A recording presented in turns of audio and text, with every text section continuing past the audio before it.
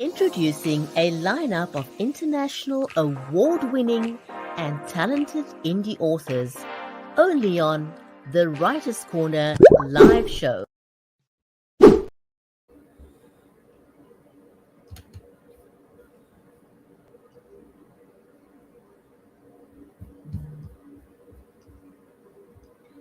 Welcome to the Writers' Corner live show. It's your weekly water cooler for authors and readers. Join us now for 30 minutes of insightful conversation with some of the biggest names in the industry. We feature award-winning authors, New York Times and USA Today bestsellers, and even international indie sensations. Don't go away, we'll be right back. Imagine a world where the lines of reality blur with the fantastical. Embark on journeys from humble beginnings to the pinnacles of literary greatness. On the Writer's Corner, we delve into the lives of unique wordsmiths, known for their compelling storytelling. They are artisans who craft fantastical realms, etched in our memory long after the final page is turned. Every tale begins with a single word, a single idea. Authors create sensations that keep you on the edge of your seat. Witness how they transform setbacks into stepping stones. Use refusals to spark growth and turn rejections into catalysts for new inspiration. Witness the diversity in writing as it gives birth to a vast array of genres, from drama to mystery to children's stories, fantasy, and reality. Join us as we uncover sources of inspiration and the magic that defines the author's craft.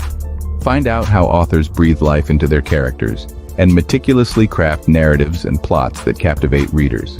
Get a sneak peek into upcoming works, and join us as we celebrate literary greatness, only on the Writer's Corner. We don't just celebrate best-selling Amazon and New York Times authors, but also indie authors.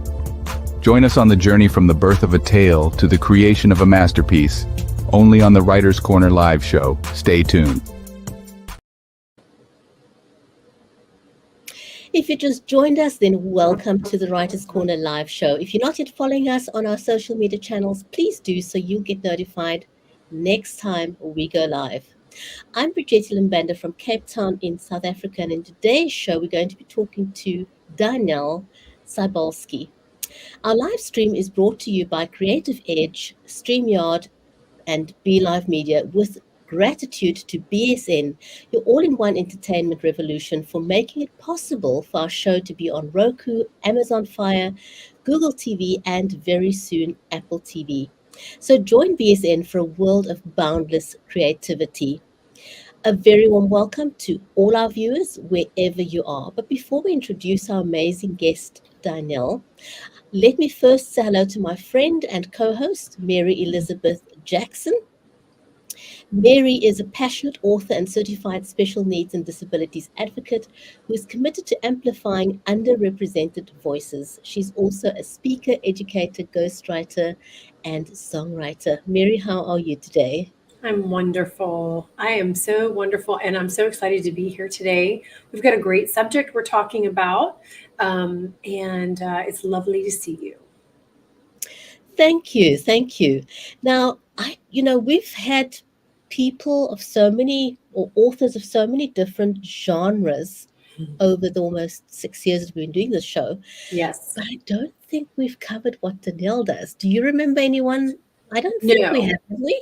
No, because we have authors who write historical fiction, fantasy, there's sci-fi, and true stories about families' history and stuff, but not what Danielle's doing. And we're really excited to have her and share her with our audience. Absolutely. So, friends, for those of you who don't know Daniele, and we're going to get to know her better on the show today. She's a TEDx speaker, a writer, and former college professor who transformed the perception of medieval history, making it engaging, and accessible to audiences worldwide. With 5 books, hundreds of articles, and popular podcasts like, true to the style of her writing, the Medieval Podcast, she says she dispels myths and enriches our understanding of the Middle Ages. Her work is not confined to academia. Her resources are used in schools and universities across North America. As a tireless advocate for medieval studies, she won the 2019 Lone Medievalist Prize. And she says beyond her academic pursuits, she also enjoys drinking tea. Yay, Danielle. Let's have some tea. She practices Krav Maga. I have no idea what that is. We'll have to ask Yes. her. And she occasionally builds backyard trebuchet. I think what it's. I'm going to have to ask all these things. I have Yes. no idea what it is. But We are going to have to. shall we welcome her to the show?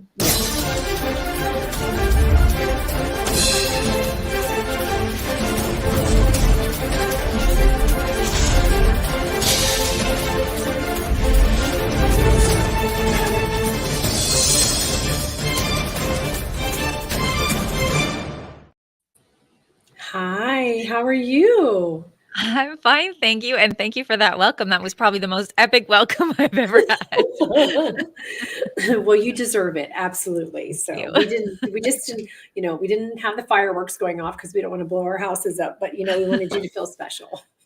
Thank you, I do. So glad you could join us, and Yes. I am tickled pink every single week. I never get tired of it. No. We're all in different places of the globe, and that's one thing that digital does for us. We can feel like we're sitting around a coffee table and we're in opposite directions of the world, and I never get tired of it. So welcome everyone, and so glad to have you. So Danielle, I want to start off by asking you, in your exploration of medieval etiquette in chivalry and courtesy, what surprising customs or practices have you come across that challenge common misconceptions about medieval people? It's a really good question. And I think that what I came across was not really surprising to me because all of my work has been focused on showing how similar we are to the people from the past. So the stuff that I found really illustrates that, in that one of the sources that I use, especially in the first chapter, which is about how to eat, it's about table manners. It talks about the type of stuff that we still tell our kids today. And it actually is the source that I'm using mostly for this chapter is geared towards children, and it tells them things like don't put your elbows on the table, don't blow your nose at the table, don't take such a big bite that you can't speak, all of these things that we still tell our kids today. And I think if you look at medieval sources, what might be surprising to most people is that they're so similar and they're so relatable because people haven't really changed that much. Oh my gosh.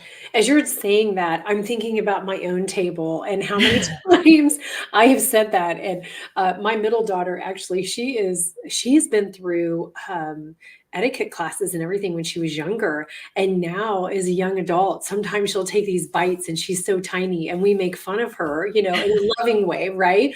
I said to her the other day, you don't need to do that on your first date. Okay. It might be a deal breaker for you, babe. But anyway, Yeah. it's very true what you're saying. Okay, so your book highlights how principles of generosity and respect from the Middle Ages still resonate today, like you were just speaking about. Can you share a specific piece of advice from that era that you believe modern society could benefit from adopting? And oh my word, I know there's a lot because we don't have manners like a long time ago. Well, a lot of what chivalry is based on, and I do get into what chivalry means at this time in the Middle Ages because it's a little bit different from today. So chivalry today, I think we think of in gendered terms, right? Somebody is going to open the door on a date for a lady or something like that. I think that's how we think about chivalry for the most part. But chivalry back in the day was a way to make the knights who are mostly fighting. I mean, they're also lords, but they're fighting as well, giving them something to aim at to make them well-mannered as well. And so chivalry is a lot about having respect for other people, having respect for yourself, keeping your word, being honorable. And I think these are all things that we can live by today. It doesn't have to be the gendered concept that we have today. It can be about just living your life well and kindly towards others. Wow, that's amazing. Very, very insightful. And your book on monastic practices delves into the day-to-day life of medieval monks. Mhm. Um, how can their routines and principles be practically applied to our incredibly fast-paced modern life, to find some sort of balance and peace? Is it even possible? Yes, it is possible. So this is a completely different book called How to Live Like a Monk. And this book brings together history and it brings together psychology and modern science to show the ways that we can live our lives better and be more well in our lives. And this is as simple as just going out into green space. For example, if you look at a monastery, if you've ever seen the ruins of one, the middle of one always has a green lawn. And that's so that the monks can come out after they're working, after they're praying, and see this green space because they found it really refreshing. So it can be things as simple as that, as simple as living without as many things around. So, sort of a minimalist lifestyle, things like scheduling your day so you have some time for work, some time for play, and you're balancing these things together. All of these things are things that monks did as part of their ordinary lives. And now modern psychology and modern science has shown that these things are good for us. And so monks are a good way into this because of course meditation is one of the most studied things that psychologists are looking at right now, and that is something monks did and it's something that we can do today that it will make us healthier and live better lives. So that book brings together science and history in a way that I don't think you see very often, but I'm hoping will help people have a better understanding of both. Very good. And we do need that balance. And I was talking the other day to a former CEO of Procter and Gamble, and I asked him, we don't talk to men about that a lot, balancing their life. We talk to women mostly about it, don't you find? And Yeah. Yeah. yeah, so I think our guys in the world need it as well. How do we balance all that, and still try to bring that peace into our lives? While exploring the monastic history, did you come across any amusings or unexpected anecdotes about monks that may surprise readers? I think that what people might not expect from monks is how human they are because they give themselves a standard that they need to live up to, and that's really high standard of not sinning and stuff like that. But if you actually read the stuff that monks wrote, they're very gossipy and they're sometimes backbiting, and this is the stuff that happens when you have a community of people that are living together. They're like buzzing about each other and things like that. So you do see that, and it is very funny because they are supposed to be people who are silent and working hard, but they're just like everybody else. They're sinning, they're sneaking pets into the monastery, things like dogs and cats and even monkeys sometimes, so that they can have pets. And these are all breaking rules, but it's a way to really see them as human beings. And then I think the other thing that surprised me when I was looking into monks was that they don't expect you to actually overwork. So when you have examples of people like saints, it's they're going to extremes. They're wearing hair shirts or they're fasting all the time or things like that.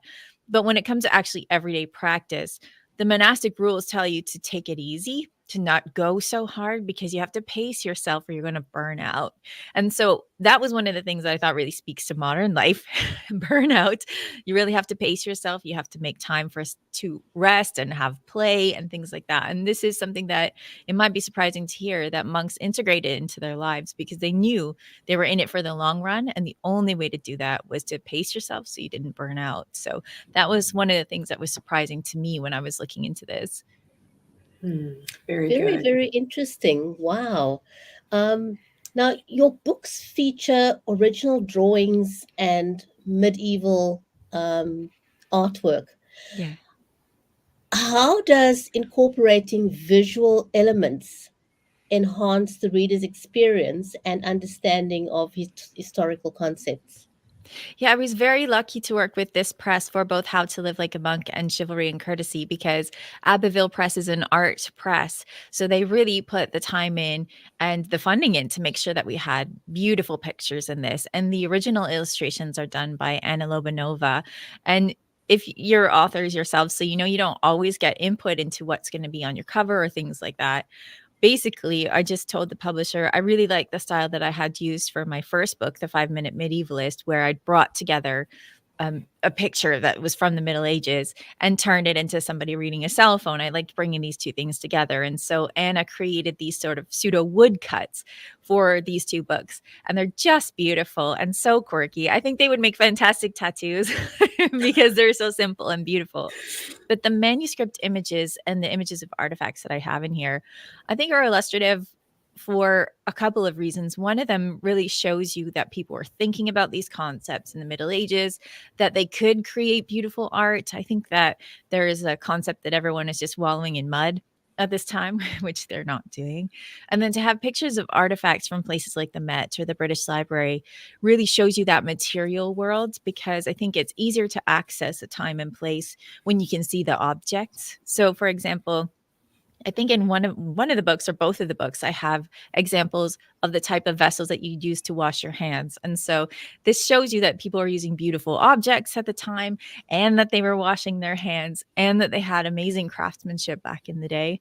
So I think having these illustrations and these pictures of artifacts really lifts it up so that you can get into that world a little bit more easily. And of course, Anna's pictures are just gorgeous and I love them. I was so lucky to have her working on these books. And that's really important as an author, to have your vision come to fruition and find that right. Sometimes you have to almost audition illustrators, you know, and I've had to do that before to find the right one to do the job. So I'm glad that I understand. I'm glad you found someone who can put your mind. And also just somebody who can get into your head, isn't it, Mary? Yes, absolutely. That's what I was going to say. Yeah, they can get into that vision that you have. Because, you know, I know for most creators that I know, authors and writers, you know, once we have it in our head, we're ready for it to be out there in the world. And so that process of waiting is really hard. And especially if somebody doesn't, like, it doesn't all line up, then the vision of what you have that's been given to you doesn't see, you know, is not able to live its life in the world. And it doesn't have the same story and power that it maybe its original intention was. So it's kind of, it's a little delicate line to write, you know, to walk on and figure out. We're going to go back to the monks for a minute. Sure. Okay. And I actually have studied some about monks, and if we have time, I want to tell you a little story about a former person I know who visited up in the temples and what they found out about the humming they do, the humming, they oming they do. But anyways, you mentioned monks writing complaints about being cold. I would have been right there with them. And in the manuscripts they copied. Can you share particularly like amusing or relatable complaint that offers a glimpse into the more human side of living the medieval monastic life? Yeah, for sure. So usually at the end of a medieval manuscript, you find something where a monk or a copyist or an author has written, "Please pray for me, pray for my soul." And so when you read these, it really gets you in touch with that person. But what some monks are writing, they're also doodling on the margins. So that's something to mention as well. But sometimes they will write things like, "It's so cold," or "My hands are cramping. I can't believe it." There's one where somebody said that the abbot, well, he insults the abbot in a way I probably shouldn't do live on your show, writing actually in here. But yeah, usually it's like, "My hand is cramped. I'm so cold. I need a drink." or sometimes in the true religious vein, they'll say, "Thank God this work is done," because everything that was written in the Middle Ages was hand copied, right? So that is dipping your pen in an inkwell every couple of strokes. So it takes a really long time to do anything. So I think when we have any sources from the Middle Ages, they're so precious because that is some work that somebody has done by hand. And of course, they're ready for a drink at the end of it. Yes, absolutely. Oh my goodness, that's hilarious. Yeah, because they're monks, right? So you expect they're not going to complain like that, but they do. They really do. That is crazy. And also in your research, are there any valuable lessons that you found in medieval manuscripts that could inspire us to live fuller lives in the 21st century? That's a really good question. what's interesting about a lot of the things that people were writing in the Middle Ages, and when we think about the things that people are writing now or podcasting about, it's usually advice to other people and it's advice to the future. So there are lots of people that are writing about what you should do to be a good Christian. When you're looking at medieval Europe, most people that are writing stuff that's come down to us are Christians. So they're coming at this from a Christian perspective. So how to be a good Christian.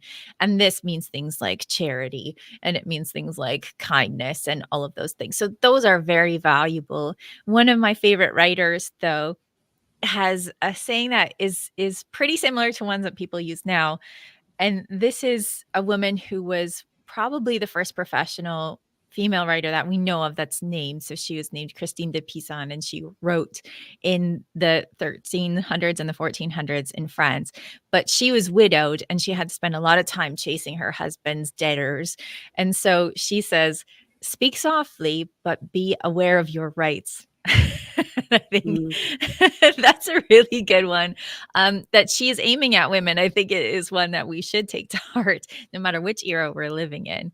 But usually it's things like just take some time to sit with your thoughts and just allow them to come and not rush things and just try and live in a way that is morally correct. And I think that's timeless wisdom.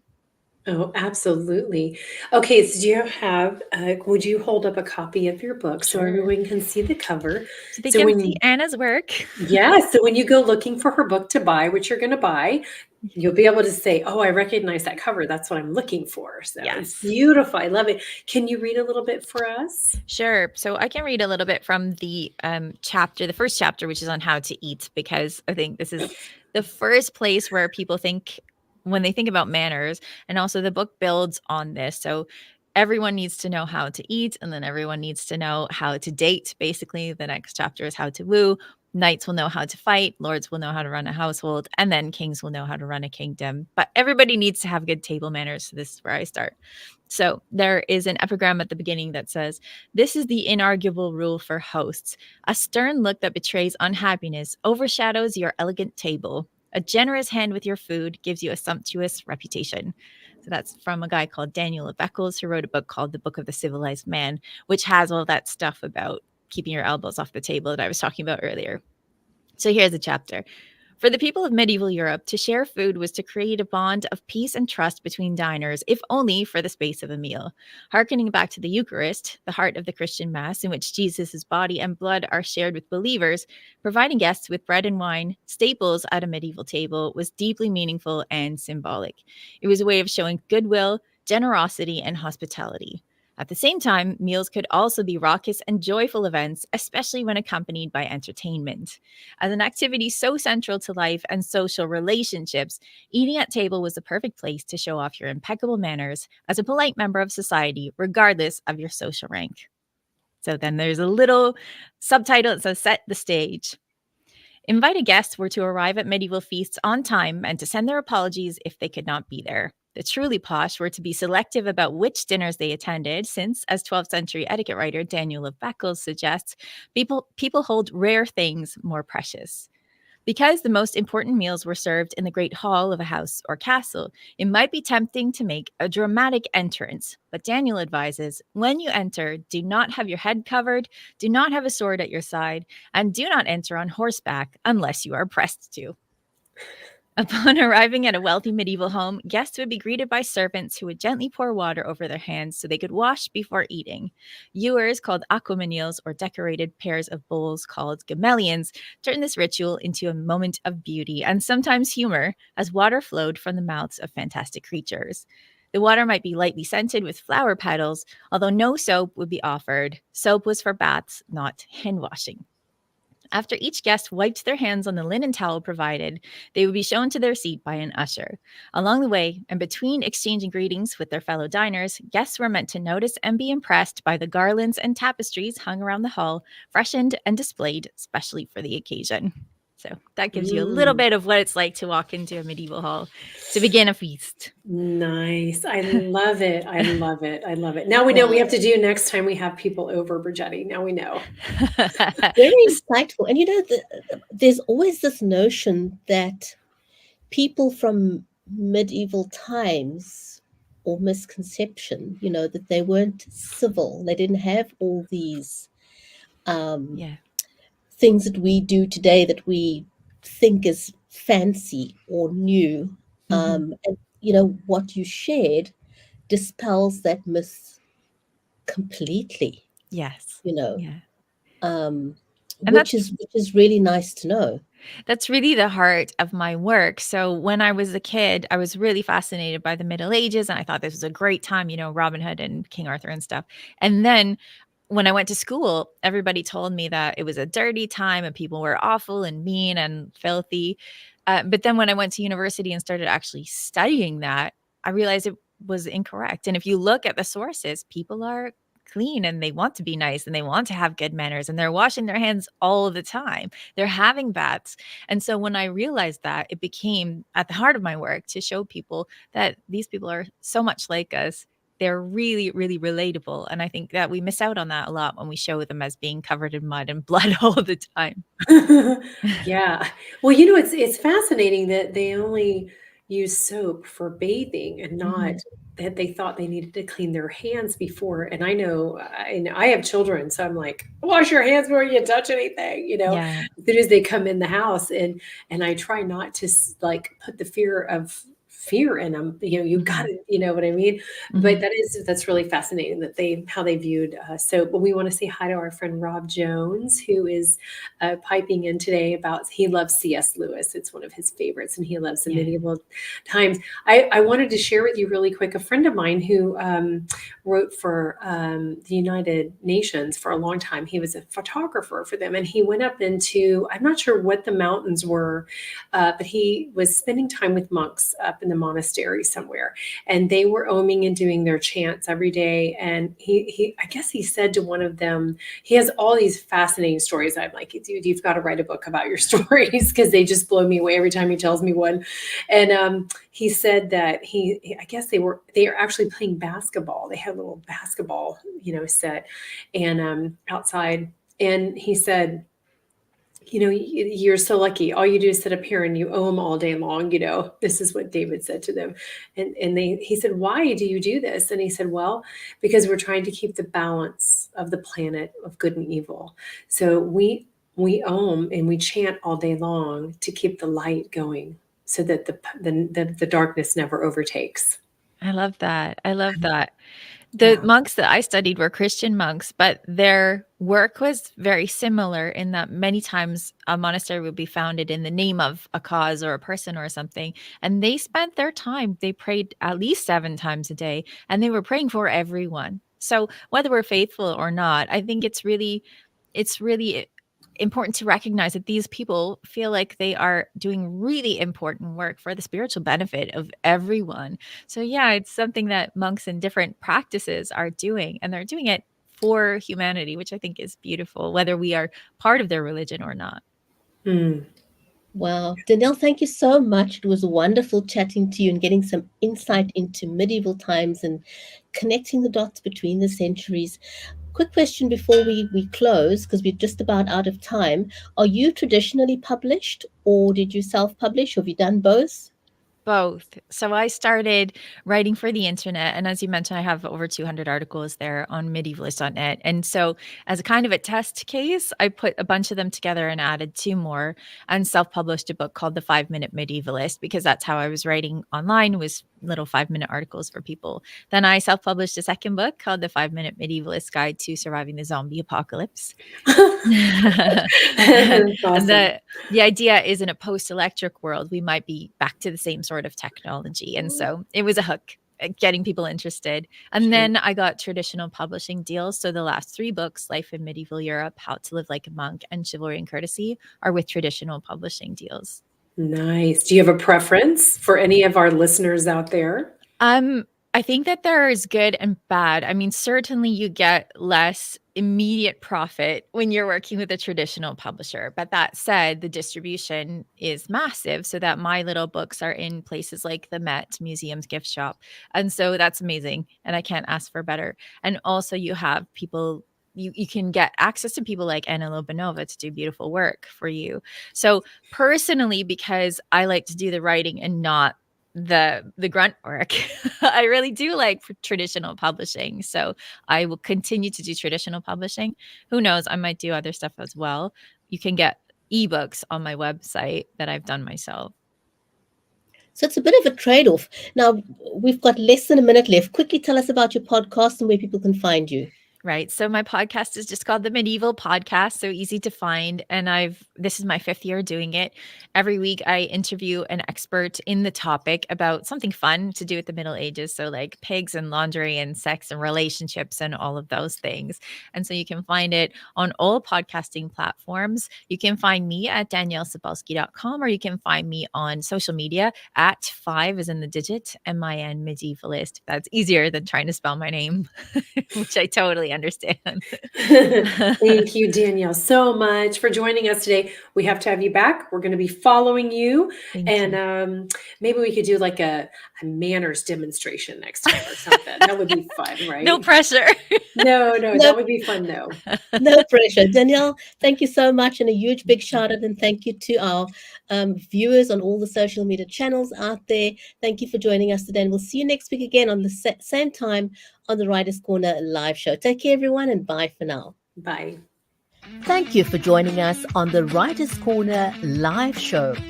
30 minutes of insightful author conversations with some of the biggest names in the industry, including award-winning authors and international indie sensations. Join us on the next episode of the Writers' Corner live show.